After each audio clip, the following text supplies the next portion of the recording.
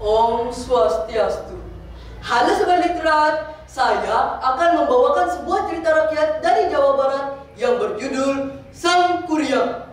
Cerita ini ditulis oleh Yusuf Kristianto. Dengarkan baik-baik ya Sobat Literat. Pada zaman dahulu, tersebutlah seorang putri raja bernama Dayang Sumbi.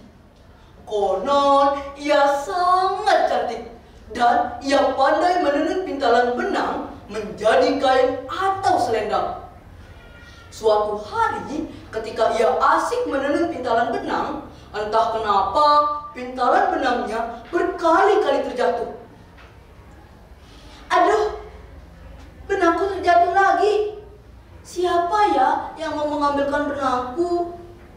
Jika ia seorang perempuan, akan kujadikan sebagai adikku. Tapi jika ia seorang laki-laki, akan kujadikan sebagai suamiku.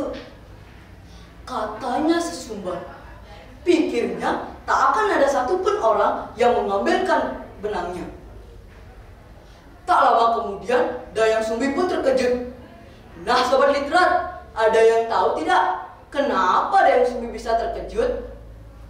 Ya, Dayang Sumbi bisa terkejut karena tiba-tiba ada seekor anjing hitam yang membawakan benangnya itu. Anjing hitam itu bernama Si Tumang. Si Tumang adalah titisan dewa yang terkena kutukan. Akhirnya, sang putri Dayang Sumbi pun menepati janjinya. Ia menikah dengan Si Tumang. Beberapa waktu kemudian, mereka dikaruniai seorang bayi laki-laki.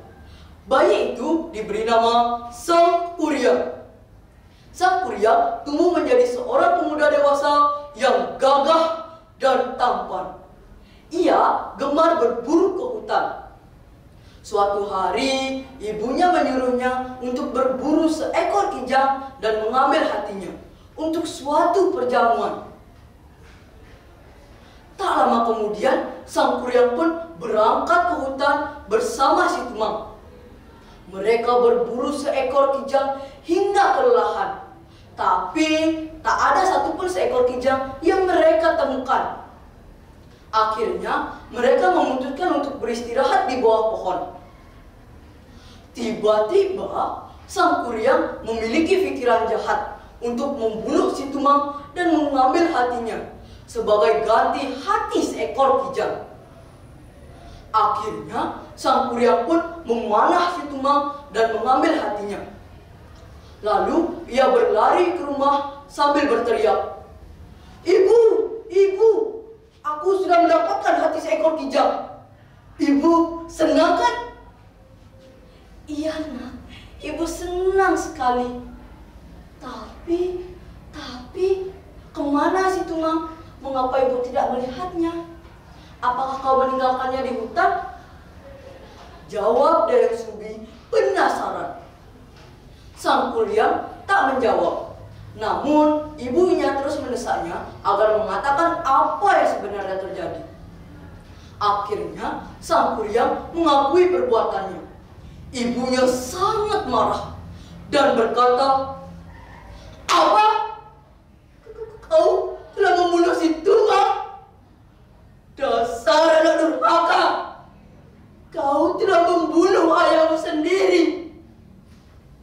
Tanpa ia sadari, gayung yang ia pegang melayang ke kepala Sang Kuryang hingga terluka dan menimbulkan bekas luka. Sang Kuryang pun merasa sakit hati. Ia pergi meninggalkan rumahnya bertahun-tahun lamanya. Dayang Sumbi sangat menyesali perbuatannya. Akhirnya, ia memutuskan untuk bertapa kepada para dewa. Ia diberi anugerah kecantikan dan awet muda selamanya.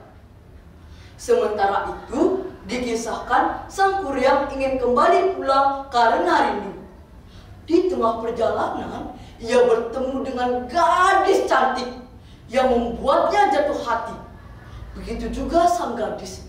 Ia memiliki perasaan yang sama kepada Sang Kuryang. Namun, Sang Kuryang tidak tahu bahwa sang gadis adalah ibu kandungnya sendiri. Begitu juga Dayang Sumbi.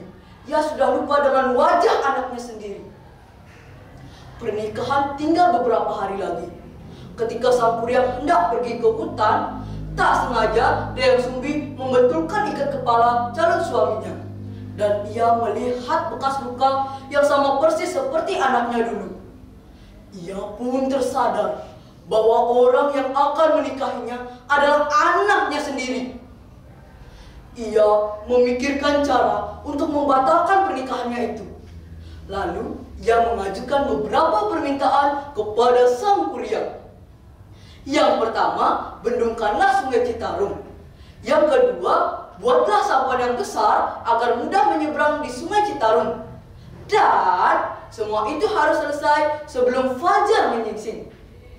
Sang Kuryang pun menyanggupi hal itu. Namun, ia tidak tahu bahwa sang gadis itu sudah memohon kepada para dewa agar fajar menyingsing lebih awal, dan dewa pun mengabulkannya. Di sisi lain, Sang Kuryang sudah membangun bendungan dan membuat sampan yang besar dengan bantuan makhluk gaib.